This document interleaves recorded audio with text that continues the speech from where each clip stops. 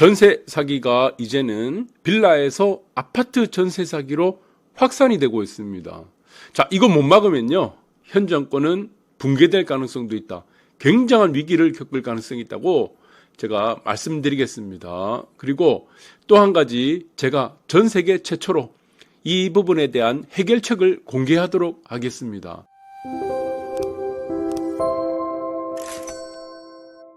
자, 이 방송을 제가 정부 관계자들 뿐만이 아니고 부동산 주식 하시는 분들, 제 방송을 꾸준히 들으라는 얘기 여러분들 기가 따갑게 저한테 들었을 겁니다.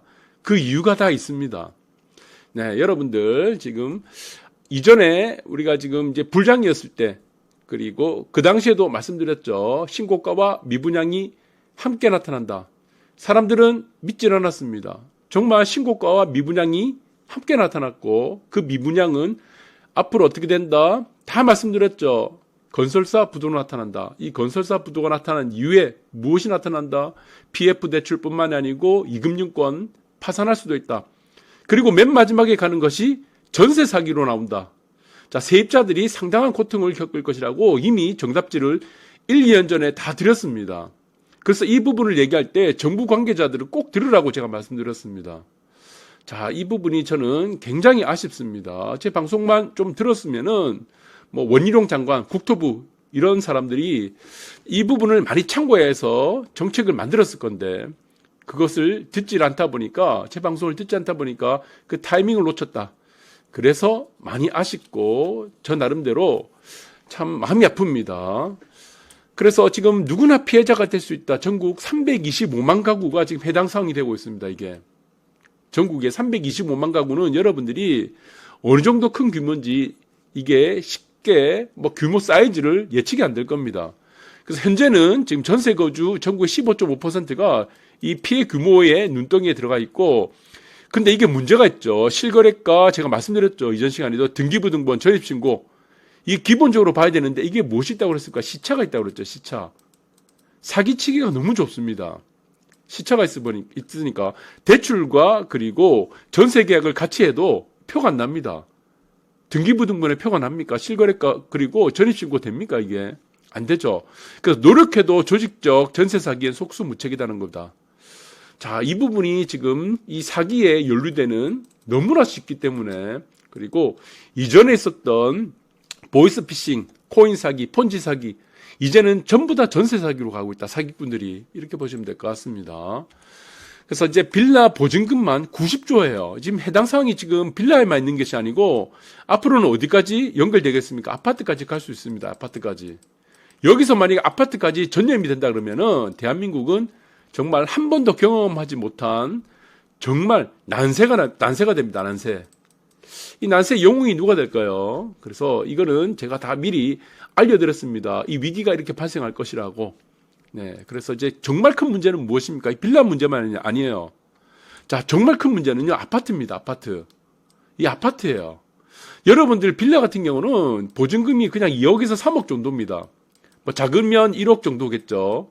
이 규모가 그리 크지 않습니다. 그런데 만약 아파트까지 이게 전염이 된다 그러면은 이 규모가 엄청나죠. 5억이 넘어가고 10억이 넘어갈 수도 있습니다. 그리고 아파트는 빌라보다 오피스텔보다 규모가 더 크고 숫자도 더 많죠.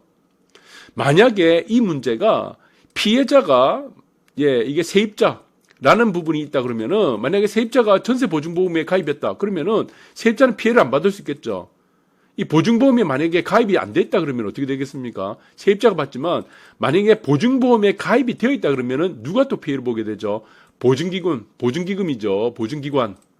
SGI라든가 주택보증기금이 다 떠안게 됩니다.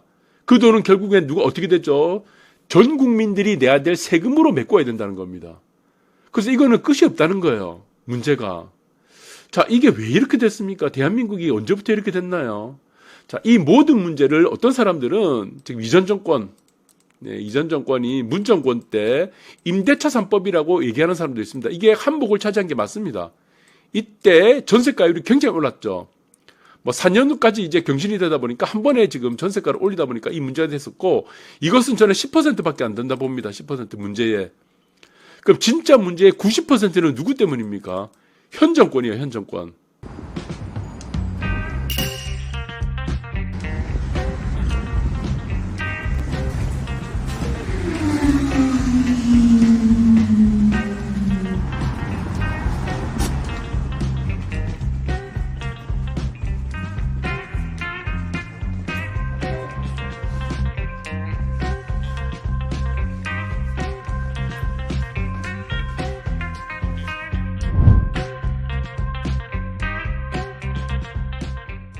보시면 역전세라든가 전세가율이 올라가는 것은 임대차 3법뿐만이 아니고 언제든지 나타날 수가 있습니다. 하락장에서 나타날 수도 있고 금리가 초저금리로 가게 되면 이 문제 또 나타날 수 있다는 겁니다.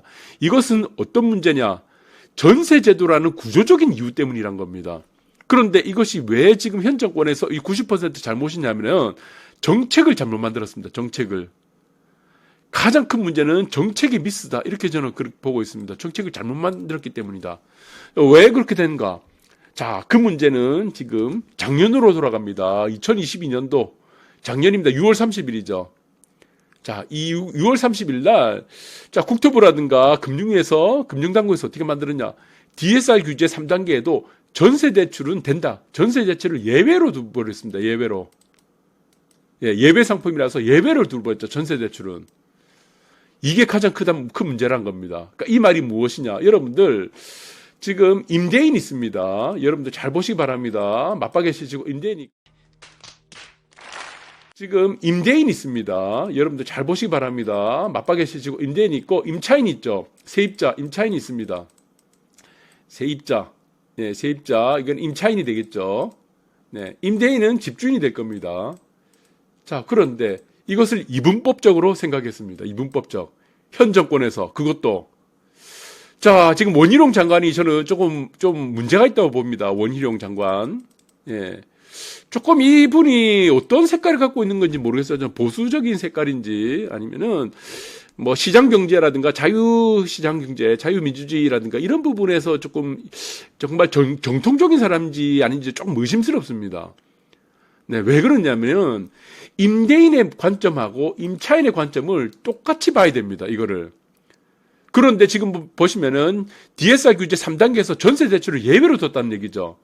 그 문제는 뭐냐? 임차인 그리고 세입자에게는 혜택을 줘버렸고 반대로 이거는 이제 DSR 규제가 돼버린 겁니다. 집주인과 임대인은 DSR 규제가 돼버린 겁니다. 이거는 어떻게 됩니까? 규제가 돼버린 거죠. 이 말이 뭡니까? 이것은 계급투쟁, 즉 프롤레타리아 관점에서 본 겁니다. 프롤레타리아 혁명투쟁의 관점으로 본 겁니다. 이 말이 뭐냐? 자, 임대인은 집을 가진 사람은 나쁜 사람이 된 겁니다.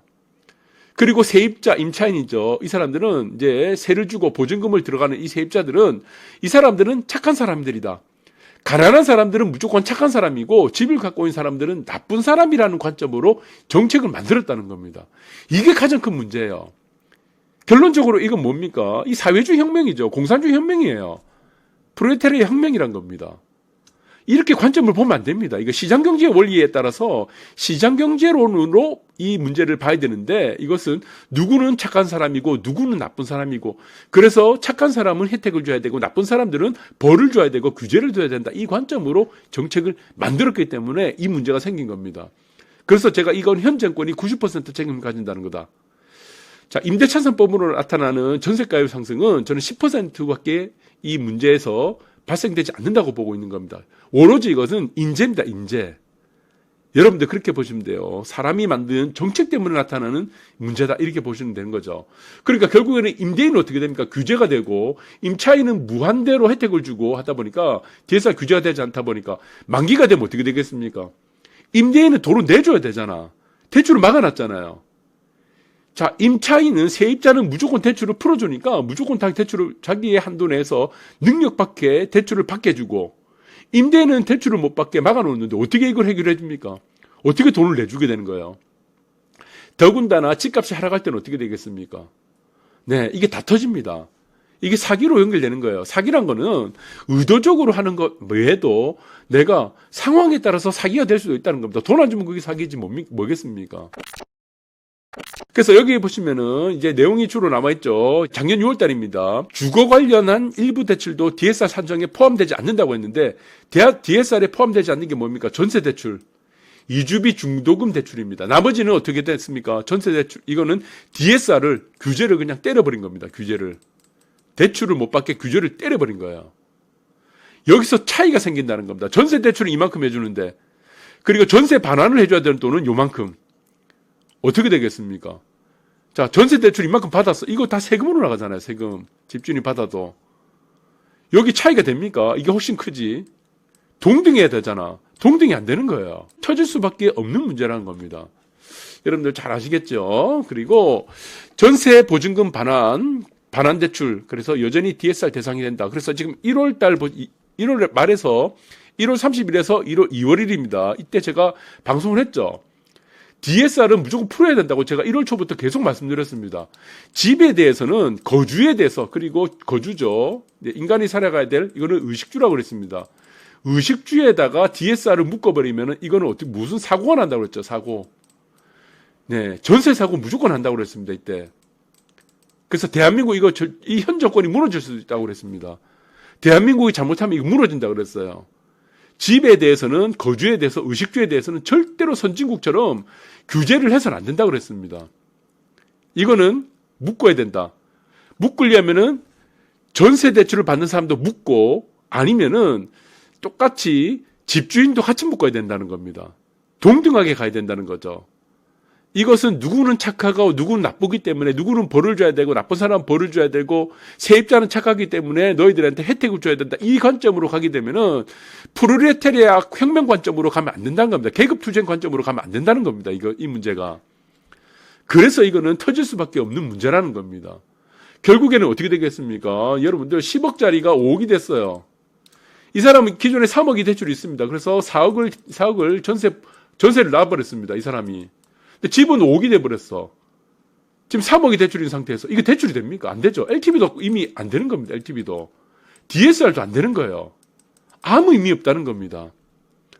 그래서 이 문제는 대출에 대해서는, 집에 대해서, 거주에 대해서는 대출을 놓는 것은, 이것은 모순이다. 자, 그래서 제가 1월 달부터 지금 목에 피가 나오도록 토했습니다. DSR 절대 묶으면 안 된다, 이거. DSR이라는 것 자체를 없애야 된다고 제가 말씀드렸습니다. 그래서 여기서 보시면 나와 있죠. 자, 보증금 반환 목적 여기 있습니다. 네, 목적 규제를 폐지했지만 반쪽짜리 대책이라는 지역이 나오고 있다. 이 폐지했다고 했습니다. 1월 30일이죠. 폐지했다고 그랬는데 이 반쪽짜리 대책이란 거예요. 폐지가 안 됐죠. 네, 결국에는 이 DSR을 묶어버린 겁니다. 이게 사실은 실질적인 DSR을 묶어버린 겁니다. 대출을. 그럼 어떻게 집으로 어떻게 해줄 겁니까 이게? 반환 목적을 여전히 포함되지 않아서 대출을 꽉 찬 영끌족에게는 그림의 떡이란 겁니다, 이게. 네, 그래서 이제 2월 1일입니다. 2023년도 2월 1일 금융당국에 따르면 금융위는 임차 보증금 반환 대출을 DSR 대상에 포함시킨다는 규제를 유지하기로 했다는 겁니다. 네, DSR 대상에 포함시킨다는 포함시킨 규제를 유지하면서 어떻게 됐나? 2월 1일이죠. 그러니까 2월 1일, 이때 보시면은, 이때까지도 만약에 금융당국이 DSR을, 규제를 풀었으면 어떻게 됐나? 규제를 묶지 않고 풀었으면은 지금의 전세 사고 이거 안 나타났습니다. 절대 안 나와요. 결정적으로는 금융당국이 2월 1일 날, 임대인에 대해서, 집주인에 대해서 DSR을 대상을 포함시켜버렸고, 아까도 보셨죠? 네. 세입자, 임차인에 대해서, 세입자에 대해서는 전세대출을 DSR에 풀지 않으면서 나타나는 문제가 지금 형국이 바로 이 문제다. 이렇게 보시면 될 것 같습니다. 그래서 DSR 규제에 뜯어고치는 해서 지금 DSR 예배 추가로 해서 전세 반환 대출 규제 표시한다 해놓고 결국에는 이 문제는 DSR을 풀지 않았다. 그래서 지금 이 문제가 나타나게 된 문제다. 그럼 결론적으로는 어떻게 되겠습니까? 이 문제에 대한 해법은 하나밖에 없습니다. 사실은. 어떤 해법을 갖고 있습니까? 여러분들 잘 아실 거예요. 자, 전세 대출에 대해서 규제하는 방법입니다. 대출에 대해서. 전세 대출도 DSR을 묶어야 되겠죠. 그러면 전세 대출에 대해서 DSR을 묶으면 어떻게 되겠습니까? 이게 표가 떨어지는 겁니다. 표가. 그러니까 이 문제가 지금 현 정권에 이게 딜레마입니다. 현 정권에. 네, 지지율이 떨어지고 다음에 또 총선도 있고 여러 가지 있죠. 그래서 지금 전세 대출에 대해서 세입자들, 지금 영세한 사람들, 이런 사람들에게는 지금 DSR이 표가 떨어지니까 이거를 묶지를 못하는 겁니다. 똑같은 거예요. 우리가 인구 대책 문제가 있습니다. 저출산 문제. 저출산 문제를 해결하려면 어떻게 됩니까? 여성들, 군입대 시켜야 되겠죠. 징병제 가야 됩니다. 이 징병제 왜 못합니까? 이때까지. 몇 년 조금 지나면 1, 2년 지나면 총선이 있는 겁니다. 1, 2년 또 지나면은 그 다음에 대통령 선거 있는 거예요. 대통령 선거 끝나면 1, 2년 지나면 또 총선이 있는 거예요. 여성들에게 유권자라고 판단하다 보니까 여성들 표가 안 들어오는 겁니다. 그걸 우려하는 거예요. 그래서 대한민국이 계속 골병되는 겁니다. 골병이 계속. 현실을 보지 않는 겁니다. 표만 보는 거예요. 표만. 이때까지 모든 정권들이. 그러니까 이게 안 되는 거죠. 자, 이건 어떻습니까? 임대인에 대해서는 어떻게 합니까? 임대인, 집주인에 대해서는 묶고 전세대출은 똑같이 묶어버리면 됩니다. 그러니까 이게 만약에 전세대출을 묶어버리면은 세입자를 지금 세입을 할 수 있는 전셋집을 못 구하니까 표가 떨어지니까 이동 못 하는 거고. 그렇게 되는 거죠. 그럼 이 가장 좋은 방법은 뭡니까? 주거에 대해서는 규제를 하지 않는 겁니다. 규제. 어떤 규제? DSR 규제 하지 않는 게 제일 좋은 방법입니다. DSR 규제. 총부채 원리금 상환 비율이라고 하는 DSR을 이거를 없애버리는 게 가장 좋다는 겁니다. 선진국처럼 가자는 겁니다. 선진국처럼. 모든 것을 어떻게 맡기자는 겁니다. 시장에 맡기자는 겁니다. 시장. 그렇게 가야 됩니다. 시장에. 자, 이 문제는 세입자가 피해를 보지 않으면은 보증기금이 다 피해를 본다. SGI 서울보증이라든가 주택보증기금이 손해를 보기 때문에 결론적으로는 국민들이 이거를 또 세금으로 채워줘야 되는 문제죠. 똑같다는 문제입니다, 이거. 자, 그래서 지금 LTV라든가 DSR은 규제를 해야 돼. 규제를 풀어야 됩니다, 이거. 어떻게 되든. 모든 것은 시장에 맡기고, 그리고 대출을 내주는 은행의 모든 것을, 은행은 돈 없는 사람들에게 대출 안 해줍니다. 은행의 모든 것을 맡기자는 겁니다. 왜? 담보가 있기 때문에. 이거는 신용대출이 아니잖아요. 담보가 확실한 게 부동산 대출이기 때문에 이것은 모두가 이렇게 가는 것이 가장 행복하다. 만약에 이렇게 해결하지 않는다면 현 정권은 저는 굉장히 위험하다 봅니다. 만약에 지금 아파트 시장까지 옮겨 붙는다. 어떻게 되겠습니까? 규모가 여러분들이 상상 초월합니다. 보증기금 망하는 것뿐만이 아니고 은행도 어떻게 될지 몰라요.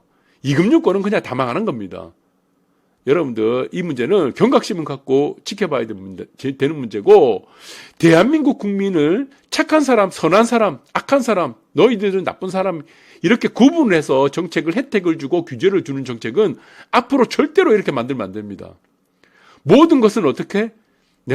모든 국민들은 다 평등한 기준으로 두어야 된다는 겁니다. 기준이 평등해야 된다는 문제죠. 모든 사람을 평등하게 만드는 것이 아니고 모든 대상을 평등하게 우리가 지금 만들어야 된다. 그 기준 자체가 어떻게? 유권자, 표도 평등하게 가야 되고, 그리고 국방의 의무도 모든 국민들이 다 평등하게 가야 되고, 대출이라는 기준, 부동산에 대한 문제도 모든 국민을 평등하는 기준으로 삼고 목표를 두고 정책을 만들어야 된다. 그것이 바로 대한민국의 자유민주주의를 수호하고 자유시장 경제를 수호하는 길이다. 그렇게 보고 있습니다. 참고하시기 바라겠습니다. 감사합니다.